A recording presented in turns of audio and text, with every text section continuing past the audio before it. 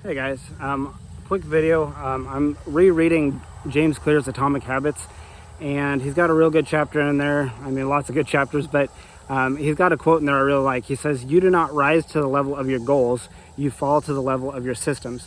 So too often we set goals for ourselves that we, reach. Sometimes we're focused on those results, and sometimes we get them, but then eventually it just kind of falls to the wayside. And what he's saying happens is you don't rise to the level of your goals. You're going to fall to the level of the systems that you put in place to accomplish those goals. So for example, say you wanted to learn a piano piece. That's the goal.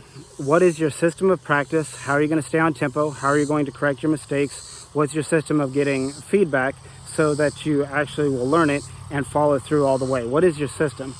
And he said too often we don't put systems in place to accomplish our goals. Now, something a little bit deeper even than systems is our identity. He talks about who we are and who we believe ourselves to be. And he said that's the fundamental driver of all our behavior. And so if our goals and our systems are at odds with who we believe ourselves to be or what we believe about ourselves, then the systems and hence the goals are going to fail as well.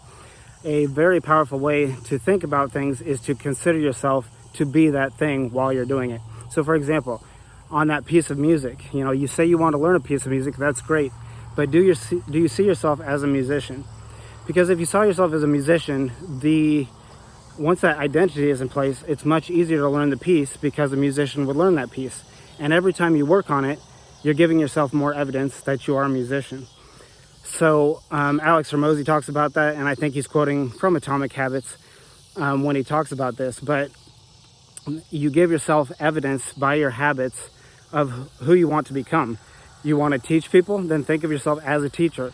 It's reciprocal. It works both ways. The more you do those things, the more evidence you give yourself, and hence the stronger the identity becomes. But you must think of yourself in that way in order to become that way. And so even from the Latin identity, the root means essence, essentitas identitum, which means repeated being. So you are what you repeatedly do, you become your habits. And so, but identity is so important because at root, our identity determines our direction and our goals and our systems, all of it. So examine what you believe about yourself. And it's a great book, and it has a lot to think about in there. But I hope this message finds you well, and I hope you can think about what are those things that I want to become or how I want to think of myself. And you'll find it easier to do those things once you change your view of yourself. So I hope you got something out of this. Click like or comment if you enjoyed it. All right, you guys have a good evening.